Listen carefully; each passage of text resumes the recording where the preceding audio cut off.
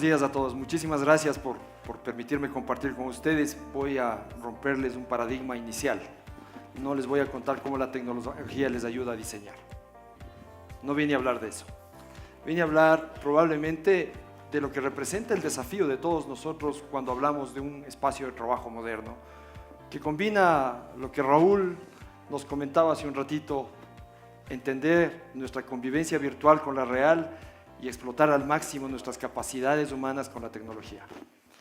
Al mismo tiempo le escuchaba muy atentamente a Kate y la verdad mucho de lo que dijo refleja parte de lo que yo voy a hablar aquí. Así que si está repetitivo les pido disculpas, pero creo que va a ser interesante que tengamos también esta perspectiva desde el lado de la tecnología. Todo el mundo, y desde hace casi 15 años empezamos a hablar de la cuarta revolución industrial. Y yo me sonrío porque muchas veces la cuarta revolución industrial es un poco conceptos y criterios que cada uno empieza a estudiar desde su propia perspectiva. Y desde el mundo de la tecnología, la cuarta revolución industrial empieza a generar conceptos que pasaron de lo aritmético a lo geométrico y de lo geométrico a lo exponencial. Entonces hablamos ya no de redes que nos conectan, hablamos de hiperconectividad, hablamos de hipercómputo, hablamos probablemente de llegar a tener conversaciones con tecnología. Hablamos de robótica, hablamos de automatización y hablamos de muchos de estos temas que van muy de la mano con una revolución industrial que además es invisible, que convive con nosotros. Cuando uno ve el hogar moderno, estándar, se topa con que desde la refrigeradora, el televisor, obviamente la laptop, la tablet, etcétera, tiene una combinación de factores que nos hacen convivir entre el mundo virtual y el mundo real. A eso les voy a añadir una complejidad. Y esta complejidad viene desde el desarrollo último de la inteligencia artificial. Si uno concreta la inteligencia artificial no a un concepto per se, sino a lo que representa tecnológicamente, la inteligencia artificial cubre 3 capas. El manejo de Big Data, el manejo de la nube como capacidad de cómputo y el manejo de la inteligencia.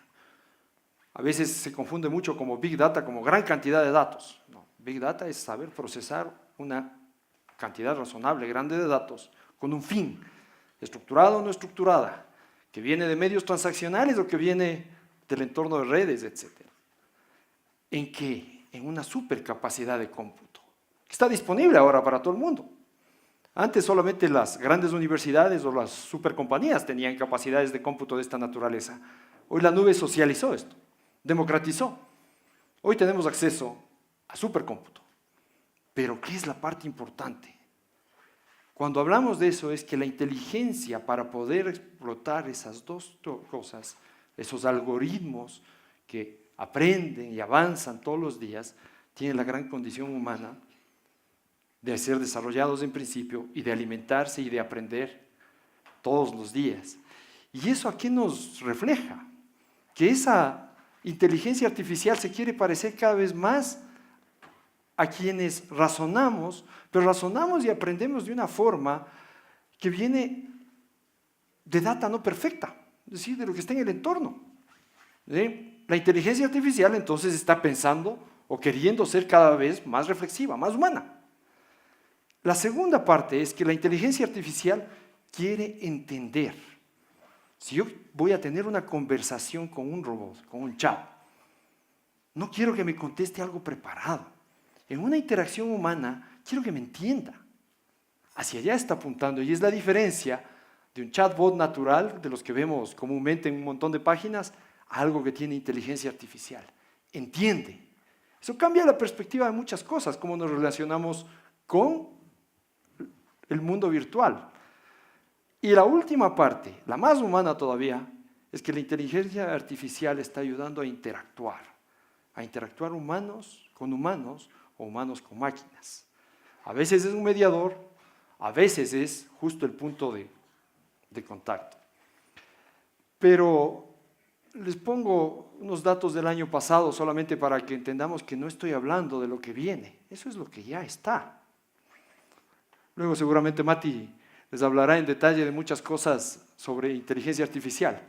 Pero increíblemente en el 2017 ya la inteligencia artificial aportó a la toma de decisiones de muchas empresas, mejoró muchísimo el servicio a los clientes, identificó muchos patrones, hizo mucho por eficiencias operativas. Es decir, si tengo un montón de logs que me están reportando y al mismo tiempo estoy estudiando una conducta humana dentro de unos procesos, es obvio que alguien me va a decir cómo puedo ir optimizando más allá de mi propio criterio, incluso del más experto de todos. Se puede mejorar un poquito. Y obviamente hay aumento por ingresos por ventas. Pero la gran pregunta ¿es esta una transformación verdadera y únicamente digital? Es decir, cuando yo convivo con un mundo digital, ¿es solamente porque adquiero tecnología? Y la respuesta es claramente no. La respuesta es que esta es una transformación de liderazgo, que tiene que tener un cambio desde la propia visión de la compañía, con un centro que lo voy a compartir claramente como Kate lo dijo. Hay dos polares humanos que forman parte estructural de nuestra relación, seamos empresas, seamos universidades, seamos servicio público. El cliente, el ciudadano, el estudiante y el colaborador, el trabajador. Cuando entendemos bien cómo queremos relacionarnos con ellos, empezamos a entender hacia dónde nuestra organización tiene que ir. Y por ende, adoptamos por una parte las oficinas del futuro con esos criterios y adoptamos, no adquirimos la tecnología adecuada que nos acompañe. Esa es la parte final de una decisión que además transforma cultura y que además transforma un montón de procesos internos y rompe muchos paradigmas. En el Ecuador, el otro día leía una estadística en alguna de las revistas, pero decían que todavía hay mucho management que está dedicado todavía a hacer control de tiempo, increíblemente a estas alturas, es decir, controlo la hora de entrada y la hora de salida. La verdad es que la productividad de eso no tiene absoluto fin. Y no tengo unos KPIs que me indiquen la productividad en cuanto a la experiencia de mi colaborador y de mi cliente frente a ese colaborador. Entonces, al final del día, es una decisión que empieza por cambiar el liderazgo, el perfil de liderazgo. Oía la pregunta con interés sobre el tema, y para ponerles en ejemplo, más del 90% de las empresas familiares son familiares aquí en el Ecuador, que romper ese paradigma nos va a tomar un poquito más de lo que uno quisiera. Pero la buena noticia es que competitivamente el entorno nos obliga a acelerar en estos cambios. Antes nos tomaba décadas llegar a tomar una decisión de si voy o no a cambiar servidores o maquinaria, etc. Hoy rápidamente puedo implementar mecanismos de outsourcing o un as a service a todo lo que quiero definir. Y empiezo a meterme en un mundo que tiene como centro a nosotros, al ser humano. Un ser humano que convive en esta realidad dual. La virtual, y les voy a decir al que no le guste, ¿quién se siente fuera del mundo tecnológico en esta sala? ¿Quién cree que no está metido todos los días en el mundo tecnológico en esta sala? ¿O quién cree que su nivel de conocimiento del manejo del mundo tecnológico no está al nivel de lo que el estado del arte de la tecnología nos presenta? Perfecto, todos estamos manejando. Y yo les voy a comentar algo y les voy a decir, es tan profunda la conexión entre el mundo real y el mundo digital que hoy, quienes acaban de nacer y empiezan a tener agilidad de contacto físico y visual, empiezan a manejar el mundo digital. Un niño de 5 o 6 meses empieza a sentir el cambio de colores en una pantalla. Una niña de 2 años puede ya tranquilamente preparar su contenido de video o empezar a tener juegos. Y la verdad, sin tener todavía una personería física real de interacción social, humana, etcétera, sí tiene una interacción digital. Ya está. Y eso es el estado del arte de la tecnología en este momento. Porque la inteligencia artificial está identificando a esa persona probablemente sobre el dispositivo de alguien más para darle el contenido que ella precisa. Y eso, cuando uno dice 2 años y ya estoy en el mundo digital, imagínense nosotros ya tenemos algunos meses más que ello. Y la verdad es que cuando uno empieza a pensar en que hoy las decisiones van tomándose claramente en función de la experiencia de ese cliente, estudiante, alumno, ciudadano y colaborador. Obviamente, no pensar en esa conducta humana que tiene su ciclo de vida entre lo personal y lo laboral, compartiendo entre lo real y lo digital, sería un error. Nos levantamos, vemos el celular, inmediatamente. Mail urgente, espérame un ratito antes del desayuno, los 2 primeros contestados porque ya me entró el siguiente. Y si me responden, hasta el tercero se va antes del desayuno. Desayuno mundo real. Mientras estoy en el desayuno le puedo poner en speaker que me lea los titulares de las noticias en mi teléfono o en mi tablet. Convivencia de todos los días. Y cuando empiezo a pensar ya en cuál es la capacidad que mi empresa me está dando para ser más eficiente para la propia empresa, ¿cuál es la primera pregunta que uno debería hacerse? ¿Estoy empoderado de debida forma para tomar decisiones en favor de mi empresa en el momento adecuado y con la oportunidad adecuada? ¿O tengo los elementos para hacerlo? Y voy a moverme un poquito, perdón, antes de irme hacia allá, voy a moverme un poquito a plantearles 2 retos. Es decir, ¿qué creen que es ustedes más eficiente? Y pongámonos en los 2 puntos, de colaborador y de cliente. Si yo soy capaz de entregarle el empoderamiento adecuado a mis colaboradores para que tomen una decisión de una colocación de un seguro, de un crédito, de manera dinámica, más asertiva, utilizando la información adecuada, utilizando la potencia que hoy el mundo digital nos da en una interrelación humana, interactiva. ¿Cuáles son los factores positivos de eso? Bajo los costos de colocación de un seguro, un crédito, y la experiencia de mi cliente y de mi propio colaborador suben. No tengo que regresar a verificar si el papel, si es que el señor, el perfil de riesgo y más allá. Imagínense ahora, nosotros como clientes, ¿cómo nos gustaría que nos reciban ya en un entorno físico? Yo hablaba mucho y le escuchaba a Kay desde el punto de vista de centrarnos en el colaborador. Pero doy un paso más. ¿Cómo queremos que ese entorno físico esté diseñado también para atraer a nuestros clientes? ¿Cómo queremos que nuestros alumnos, estudiantes se sientan parte de un mundo que, si bien para ellos es naturalmente digital, pero también desde la otra parte quieren que sea moderno, quieren que sea de alguna manera flexible, adaptable? Y ese es un poco entre las prioridades de tomar decisiones. Cuando comparto con algunos clientes y colaboradores un poco la visión del mediano plazo de cómo la adopción de tecnología, y perdón que insista tanto, la adopción de tecnología nos va a ir cambiando.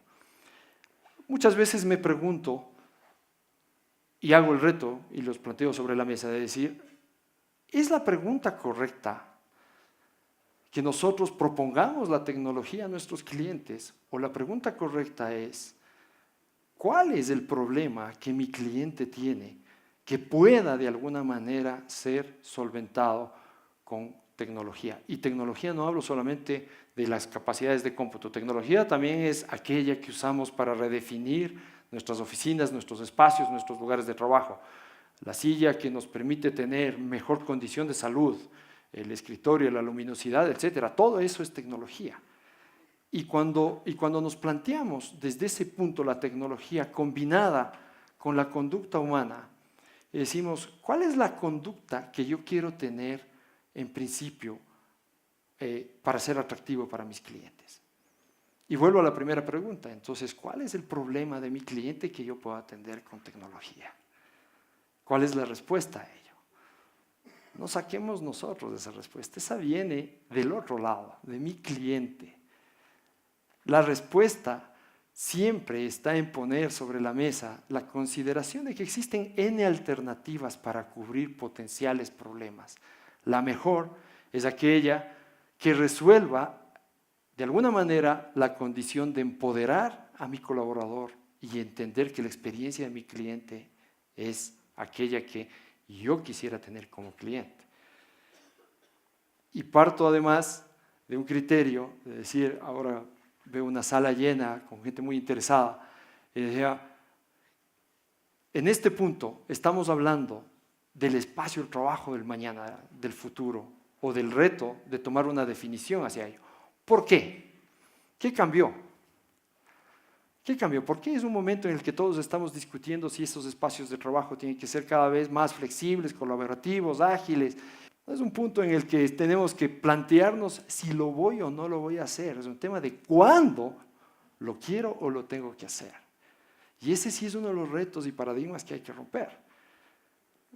Bueno, se van a sonreír, digamos, solamente, y antes de pasar a un último tema. Se van a sonreír, pero yo tenía esta conversación, me invitaron a una universidad en mi provincia, yo soy otavaleño, y yo les decía que a mí me encanta, porque Otavalo, siendo de características tradicionales muy turístico, etcétera, les decía que me encanta ver que formamos parte de la plataforma de hospitalidad más grande del mundo. Y todo el mundo piensa, pues, no hay un hotel grande aquí, ¿no? Yo decía, entren a Airbnb y ahí estamos.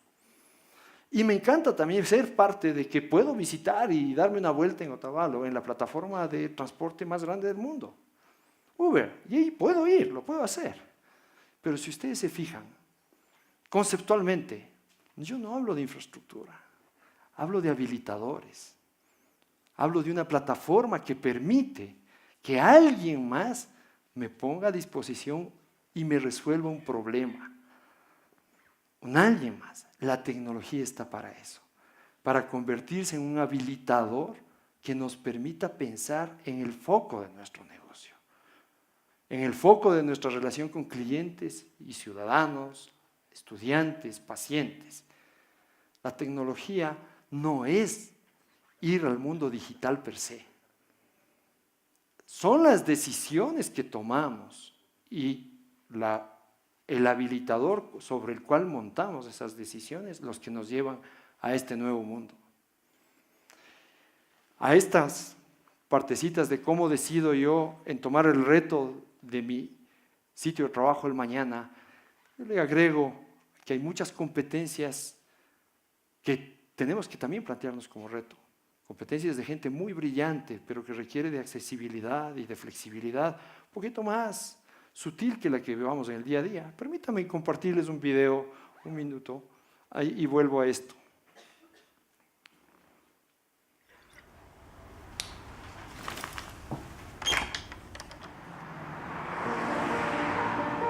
I'm Saqib Sheikh.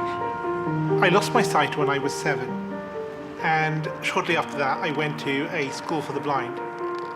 And that's where I was introduced to talking computers, and that really opened up a whole new world of opportunities. I joined Microsoft 10 years ago as a software engineer. I love making things which improve people's lives.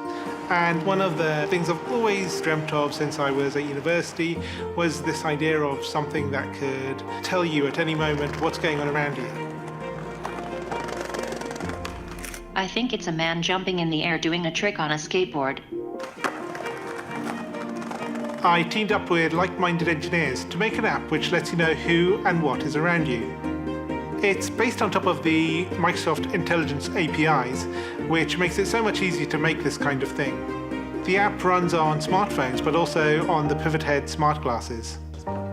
When you're talking to a bigger group, sometimes you can talk and there's no response, and you think, is everyone listening really well, or are they half asleep? And you never know. I see two faces, 40-year-old man with a beard looking surprised, 20-year-old woman looking happy. The app can describe the general age and gender of the people around me and what their emotions are, which is incredible. One of the things that's most useful about the app is the ability to read out text. Hello, good afternoon. Here's your menu. Great, thank you. I can use the app on my phone to take a picture of the menu, and it's going to guide me on how to take that correct photo. Move camera to the bottom right and away from the document. And then it'll recognize the text. Read me the headings. I see appetizers, salads, paninis, pizzas, pastas.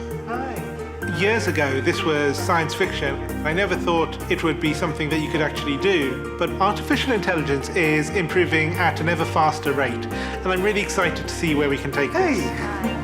As engineers, we're always standing on the shoulders of giants, building on top of what went before. And in this case, we've taken years of research from Microsoft Research to pull this off. I think it's a young girl throwing an orange frisbee in the park. For me, it's about taking that far-off dream and building it one step at a time. I think this is just the beginning.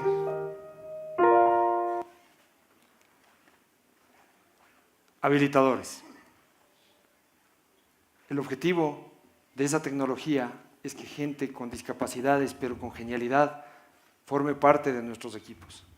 Cuando pensemos en la oficina del futuro, pensemos también en cómo habilitar a este tipo de colaboradores. Tengo el privilegio de conocer a mi colega Microsoft y la verdad es que es una historia que me pone orgulloso de contar. Pero vuelvo al tema de por qué la tecnología nos ayuda hoy en definir la oficina del futuro. Y en 2 segundos permítanme compartir la experiencia de Microsoft. Y Microsoft justamente hace 4 o 5 años tomó una decisión global de cambiar a un lugar de trabajo moderno, de tener a disposición aplicaciones de negocios que nos permitan que nuestros equipos realmente empoderados tomen las decisiones en el momento oportuno, de tener aplicaciones de infraestructura que permitan a nuestros clientes compartir con nosotros todos los avances de la tecnología y de dar el salto hacia la inteligencia artificial utilizando capacidades de cómputo, pero información y conocimiento de cada expertise de negocio que tienen nuestros clientes. Así lo hicimos con 4 pilares importantes que tienen que ver across de todas las verticales de industrias, incluyendo el sector público, y es ratificando el empoderamiento de nuestros empleados, buscando la manera de comprometer a los clientes, experiencia, hablando de optimizar las operaciones y buscando además transformar los productos.